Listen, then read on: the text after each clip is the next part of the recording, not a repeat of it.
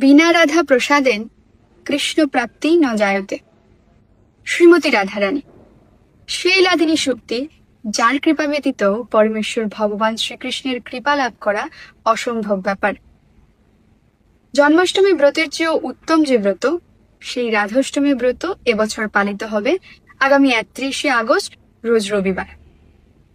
শ্রীমতী রাধারানী হলেন শক্তি এবং পরমেশ্বর ভগবান শ্রীকৃষ্ণ হচ্ছেন শক্তিমান। ভগবানের বাম অঙ্গ থেকে শ্রীমতী রাধারানীর প্রকাশ হয়েছেন, যিনি লাদিনীর শক্তি রূপে ভগবানের প্রিয় ভক্ত রূপে আমাদের শিক্ষা দিয়ে গেছেন একজন ভক্তের ভগবানের প্রতি প্রেম ভাব কেমন হওয়া উচিত, সেবা মনোভাব কেমন হওয়া উচিত।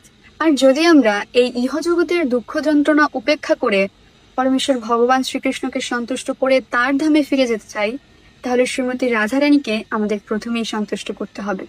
আর তাকে সন্তুষ্ট করার একটি উত্তম দিন হলো রাধাষ্টমী। কেবল 12টা অবধি উপবাস রেখে শ্রীমতী রাধারানীকে সন্তুষ্ট করার জন্য সকল প্রকার সেবা সেদিন প্রদান করুন এবং পরমেশ্বর ভগবান শ্রীকৃষ্ণের অহৈতুকী কৃপা লাভ করুন। হরে কৃষ্ণ।